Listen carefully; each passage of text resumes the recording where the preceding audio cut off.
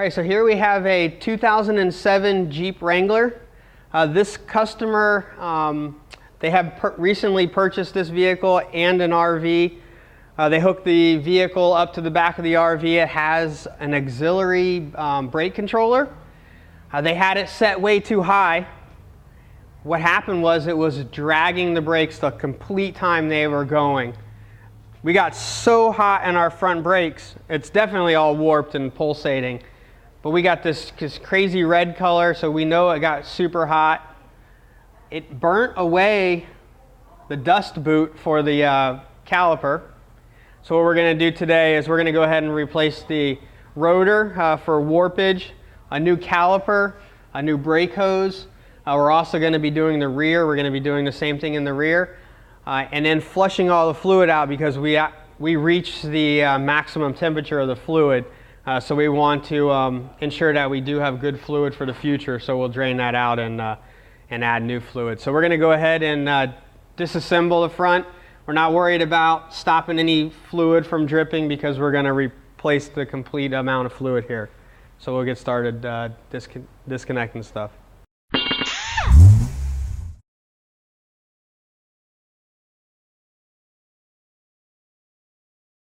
All right, so now we're going to remove the caliper.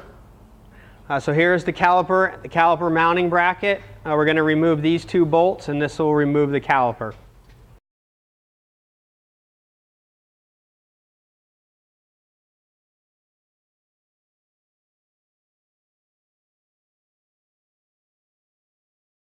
You can see a little bit more where our boot was just pretty much melted away.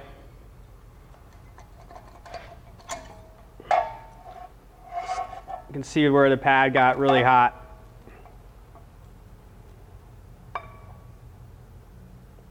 We'll go ahead and loosen our caliper mounting bolts.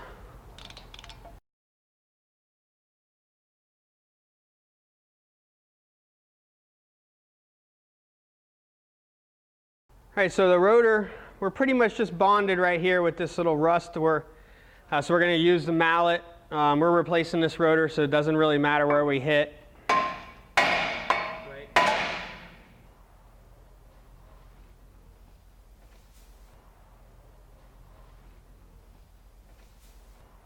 right, so here we have our new rotor. We just want to compare the two, make sure everything is the same mounting height, same diameter. We're going to go ahead and clean this one also. It comes with a anti-corrosive coating on it.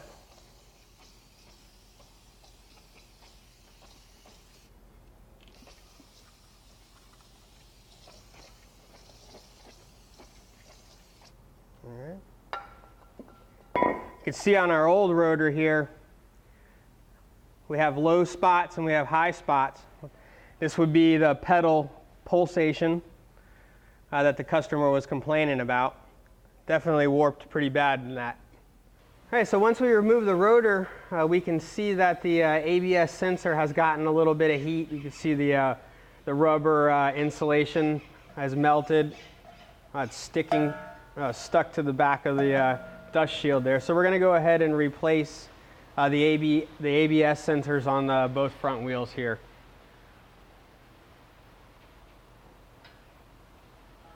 So we're held in by an Allen. I'm going to use another wrench just to loosen this Allen.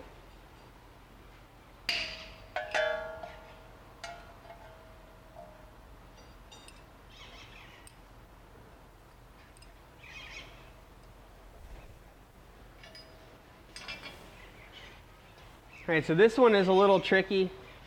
I guess if you were going to do this all the way with no shortcuts, I should say, you would need to remove these 4 bolts, remove, back up the hub off of the front end here, which would require taking this nut so that you could get the dust shield clear, and because of the angles we have. So we're going to kind of manipulate it. We may bend this shield up a little bit one way or the other way. So when we put the rotor back on, we just want to make sure that it's not scraping the inside of the rotor.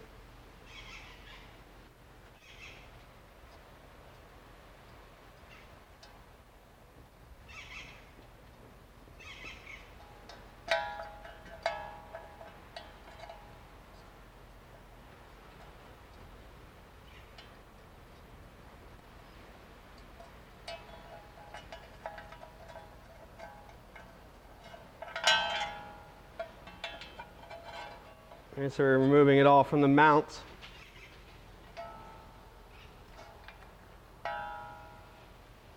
Okay, so here we have a ABS sensor that we have got from through APDTY standard motor products. So these fit a variety of cars. So there is a little bit of difference between this. One, it's a little longer.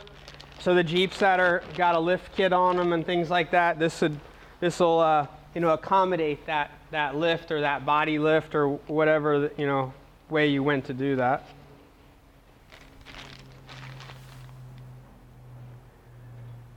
So we're going to have to remove some of these.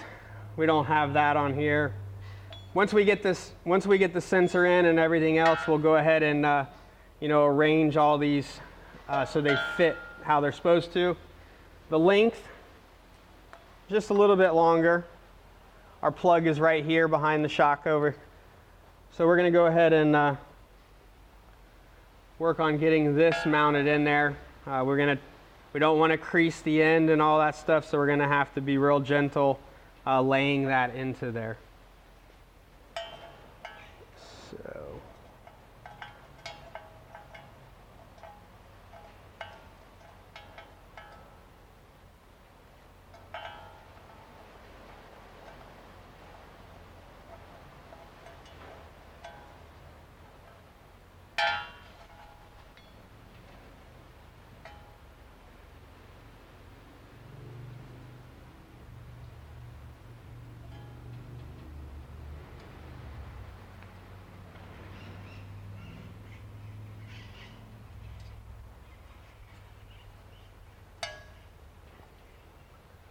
All right. We'll go ahead and put our first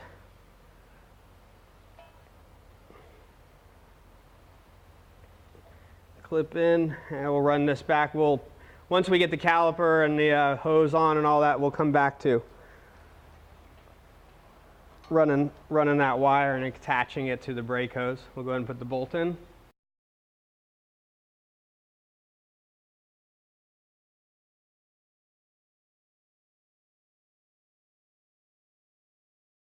All right, so now that we have that in, we'll go ahead and start on our rotor.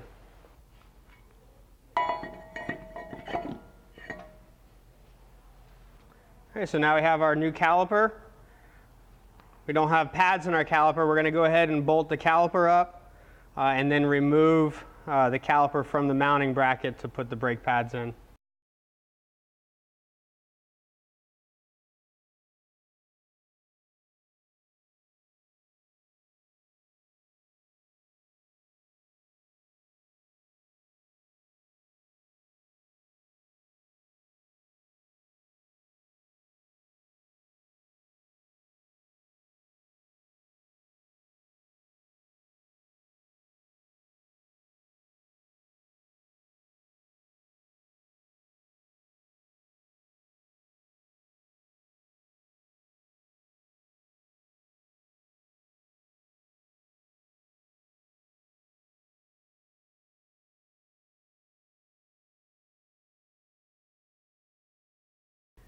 All right, so now we want to do our brake hose.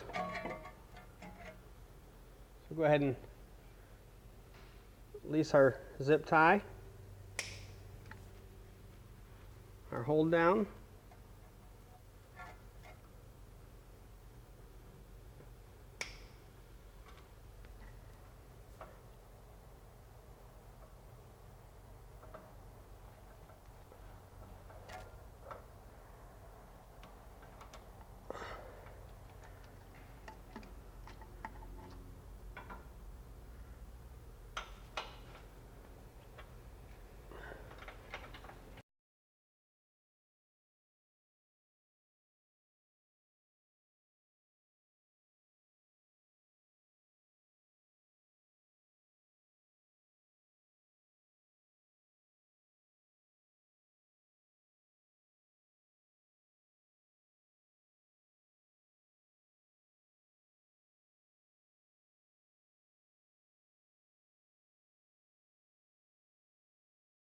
Our new banjo bolt.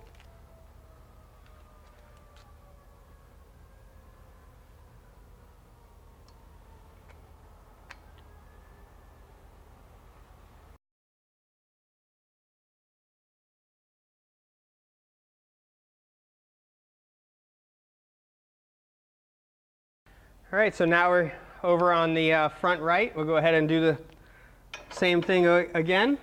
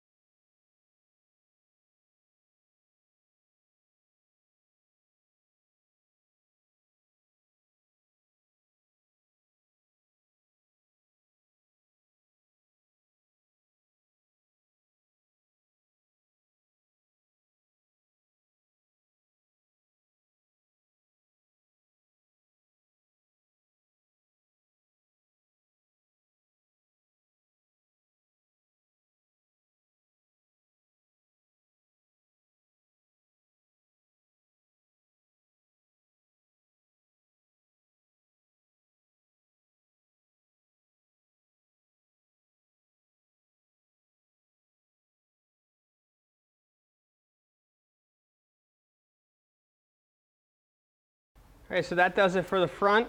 Other than bleeding the system, which we want to replace the rear now before we proceed in bleeding the brakes.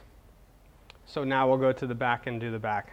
All right, so here we are on the left rear, and we have a broken wheel stud here.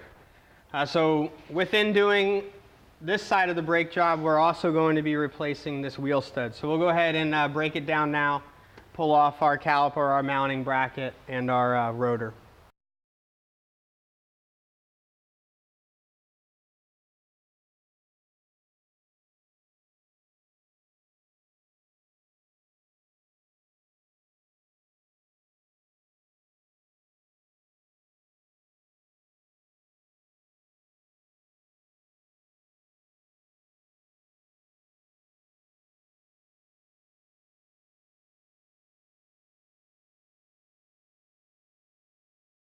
All right, so what we want to do is we want to push the stud out the back side. So we'll go ahead and we'll just beat it right through. All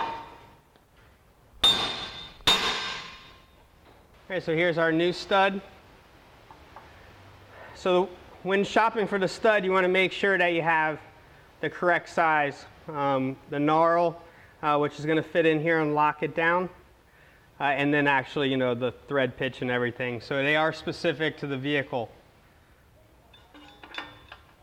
So we'll go ahead and pull it in from this way. So just a handful of washers.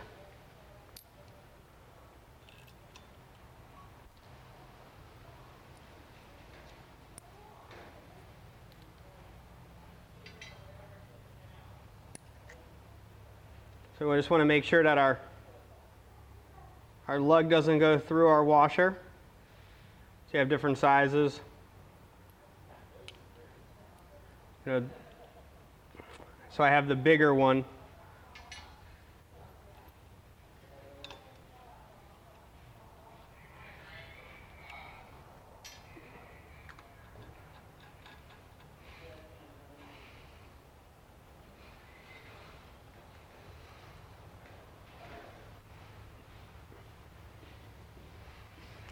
All right, you can do this by hand. We're going to use an impact.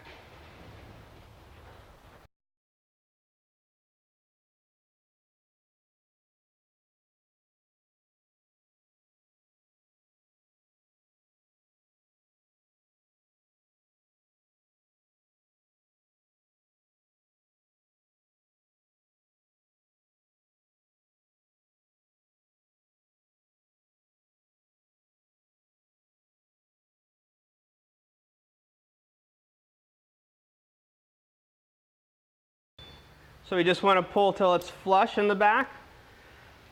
All right, so here we have our drum brake inside of our rotor drum combination. This is the parking brake.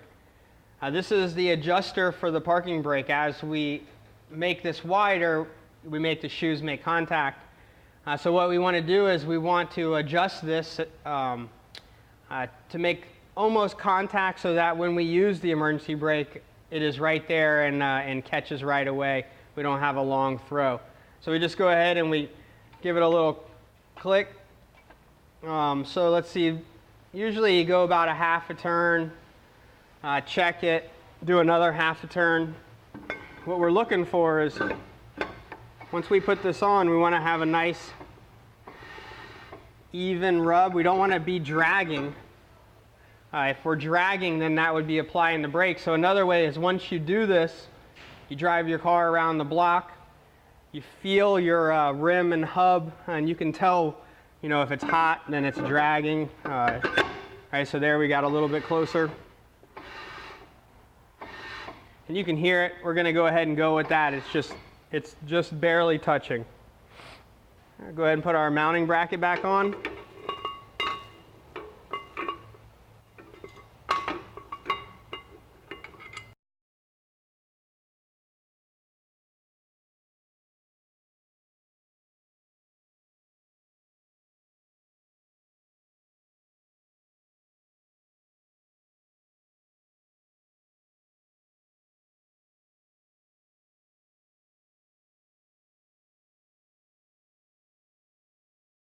All right, so this is a squealer. So when the pad gets really low, this piece will touch the rotor and it'll make a squealing, screeching noise. That tells you that your brake, see, that's the same height as that center groove. So that would be the time to adjust or to replace. So this is going to be our inner pad. Our outer pad does not have it.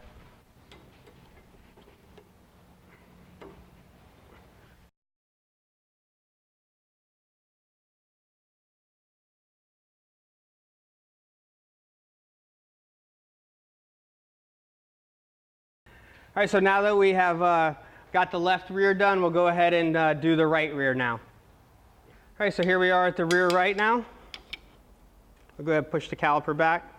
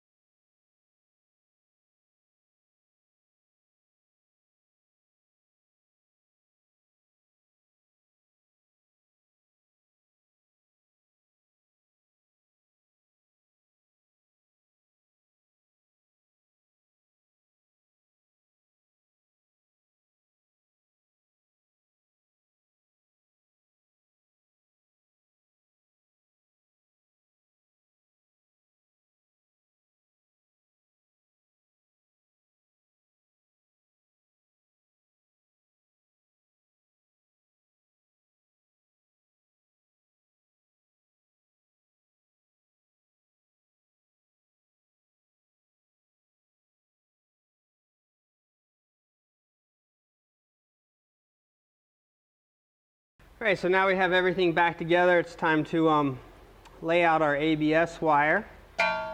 So this, it does have a lot of different connections, being that it was meant for quite a few different vehicles. So we're going to go ahead and cut these off here. We don't need these. We have a lot of more of these rubber insulators than the original one. So we're just going to position the wire so it runs up the line. See, we have our extra length right here. And right behind here is our connection for the ABS sensor into the main harness. So we're going to go ahead and we'll remove this connection here and then lay this out and see where the best place to attach it. The main goal is going to be when the wheel turns, we want to keep the wire run just as the brake line. We don't want it to get caught in anything. So just fastening it to the brake hose is pretty much the plan.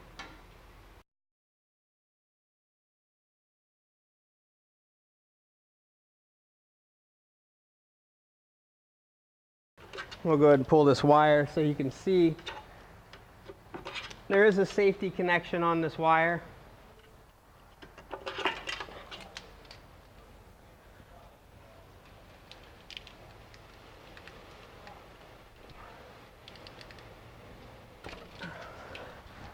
All right.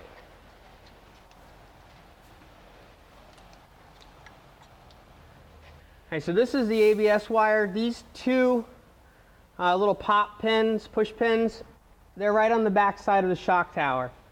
I just removed it so I can show you what, this is kind of a hidden spot and you're doing it blind. So the object is these little red connectors here are called lock connectors. So you want to push the lock up.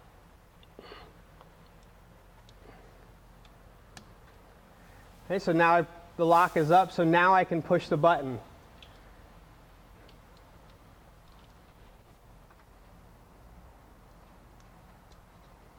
To release it.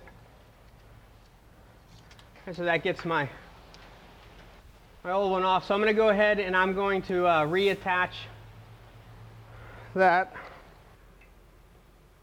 So here's those push pins that we're going to be putting into the back of the shock tower where this connector, we're going to run this connector back up to where we were and plug it in. Once we plug it in, then we can get to where we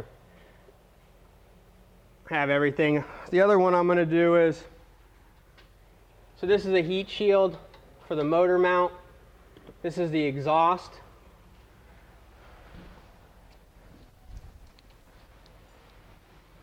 So this is this is used on wiring. It's a wire loom. It kind of gives an air gap for the heat. I'm just going to remove it off the original. I go ahead and install it on our new one. So this is just going to keep any kind of radiant heat off of it.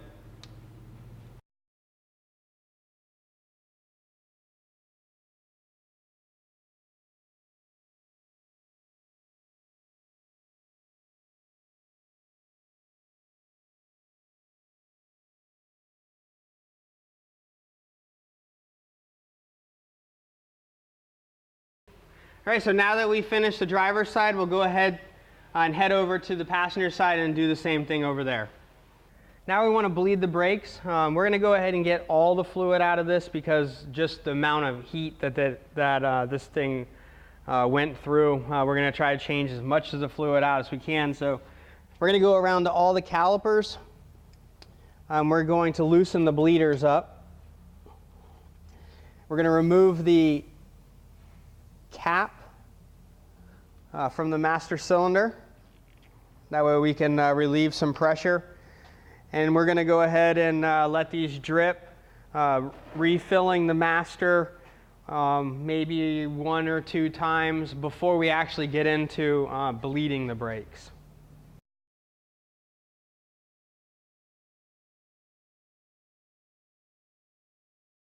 All right, so now that we're getting a constant drip, we'll go ahead and close all of our bleeders.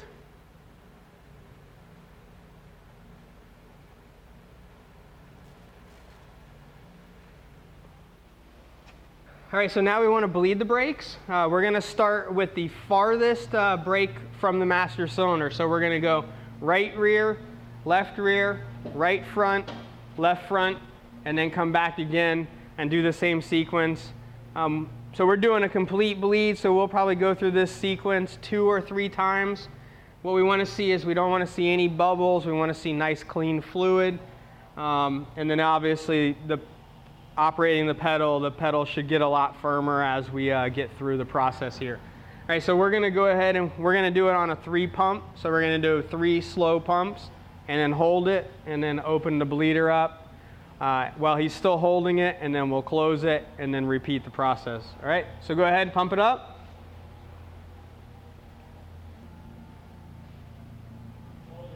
All right.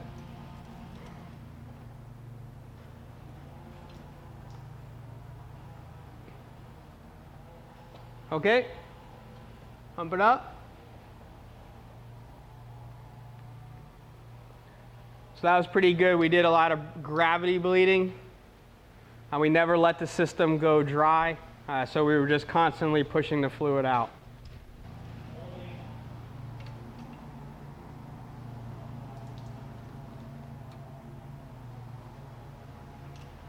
Okay, pump it up.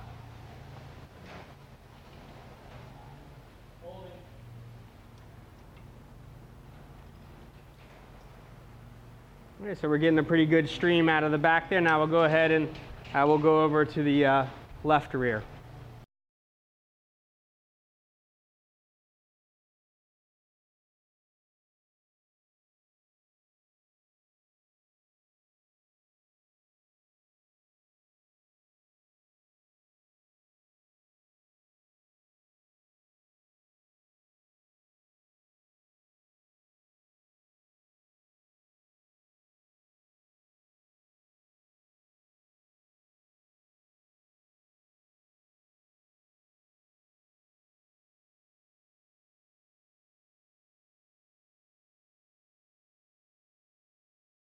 All right, so we went around, we got 3 different sessions out of each. We'll go ahead and, we've been monitoring the brake fluid.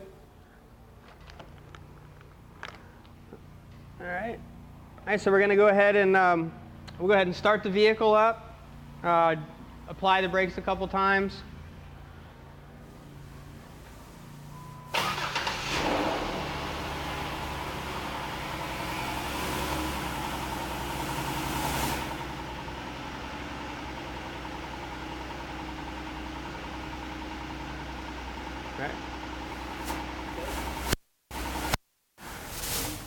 All right, so we went ahead and reran it. We got all of the system, like the ABS and all that stuff would be powered up with the car running. So we'll go ahead and we'll go and do one more bleed around the vehicle, and then we should be done. We've got good stream of fluid. We're not seeing any air bubbles, so we're making progress.